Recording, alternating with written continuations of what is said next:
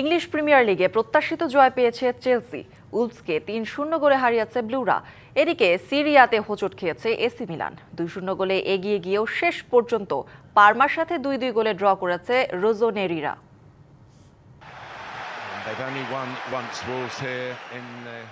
Stamford ব্রিজে আধিপত্য দেখালো চেলসি। উলভসকে উড়িয়ে ইংলিশ প্রিমিয়ার লিগে টানা দ্বিতীয় জয় পেল ব্লুরা। পুরো ম্যাচেই দাপট দেখিয়েছে লন্ডনের ক্লাবটি। ম্যাচের ৬৪% বল দখলে রাখে চেলসি, যদিও ফার্স্ট হাফে চেলসিকে গোল করতে দেয়নি উলভারহ্যাম্পটন। একের পর এক আক্রমণ ঠেকিয়ে প্রথমার্ধে ব্লুদের হতাশ করে পয়েন্ট টেবিলের তলানিতে থাকা দলটি। উলভসের গোলকিপারের দারুণ কিছু সেভ আর চেলসির ভুলে গোল শূন্য শেষ হয় প্রথমার্ধ। 25 বছরের ওয়ারেন্টিযুক্ত দীর্ঘস্থায়ী দরজা প্রোটেক্টর, আধুনিক ও মজবুত দরজা।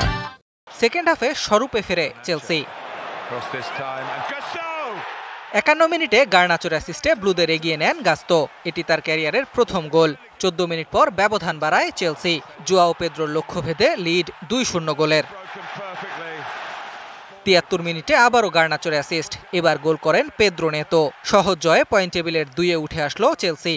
আর প্রিমিয়ার লিগে এখনো পর্যন্ত জয় শূন্যই থাকলো উলভস। এদিকে ইতালিয়ান সিরিয়াতে ২-০ গোলে এগিয়ে থেকেও হোঁচট খেয়েছে এসি মিলান। পারমার মাঠ থেকে পয়েন্ট ভাগাভাগি করে ফিরেছে তারা। ম্যাচের ১২ মিনিটে এগিয়ে যায় মিলান। পারমার জালে প্রথম গোল করেন সায়েল মেকার। ২৫ মিনিটে ব্যবধান দ্বিগুণ করে রোজোনেরিরা। স্পট কিক থেকে গোল করতে ভুল করেননি রাফায়েল লিয়াও। তখন সহজ জয় দেখতে পাচ্ছিল এসি মিলান। এরপরই ঘুরে দাঁড়ায় পারমা।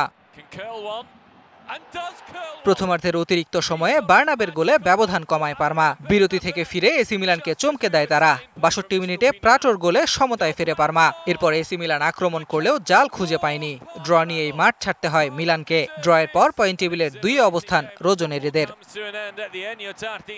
Ahmed Nahid, DBC news desk.